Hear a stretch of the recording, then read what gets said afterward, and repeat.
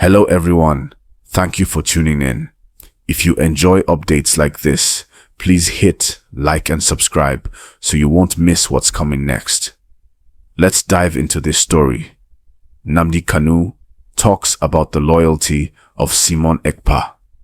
Lately, there's been rising tension between Nnamdi Kanu and Simon Ekpa over who is truly loyal to the Biafra cause, or whether Ekpa has drifted from Kanu's original path.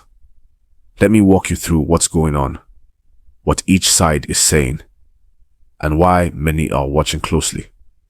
First, a little background so we all understand the players. Nnamdi Kanu is the detained leader of IPOB, Indigenous People of Biafra. Simon Ekpa is a more recent, controversial figure claiming to lead a breakaway faction.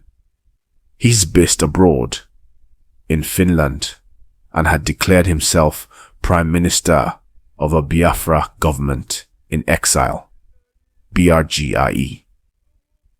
Over time, Ekpa has taken more radical actions, including calling sit-at-home orders in the southeast, which many see as harsher than Kanu ever endorsed.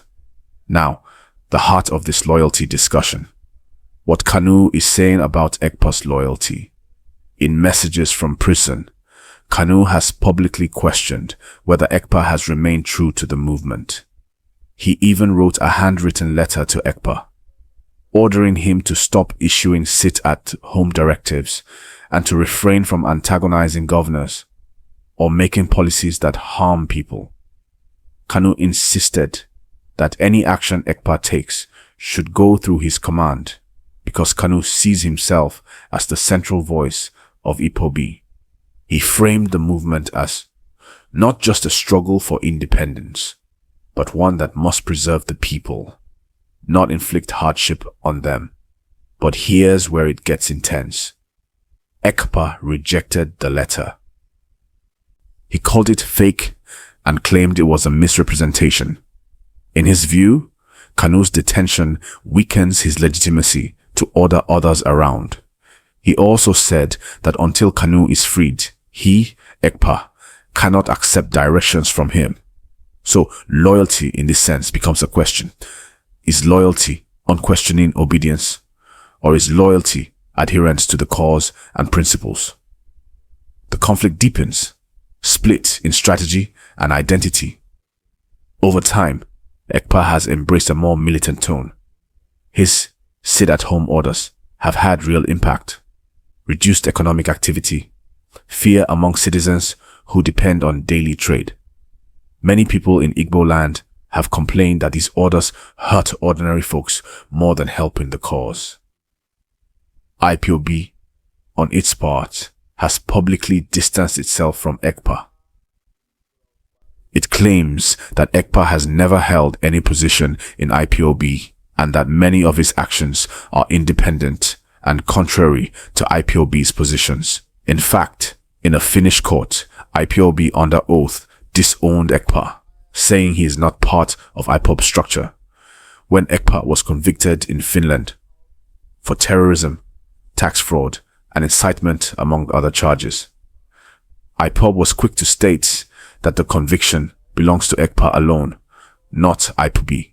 Now, many observers see Ekpa as someone who once rode on Kanu's name, but later sought to redefine himself, potentially even sidestep Kanu. Why this matters for people on the ground? Confusion among supporters. Some grassroots followers feel torn. They believed in Kanu's leadership, but hear louder, more urgent commands from Ekpa. Which voice to heed?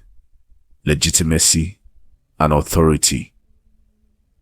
If Ekpa's actions diverge totally from Kanu's vision, then those actions may delegitimize the entire cause in the eyes of many. Government exploitation of splits.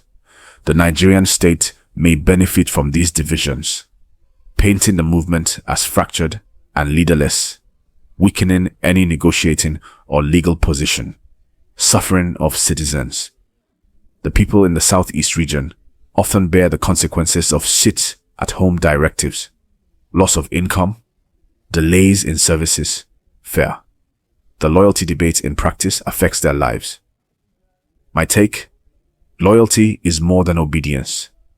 From where I sit, true loyalty is not blind obedience.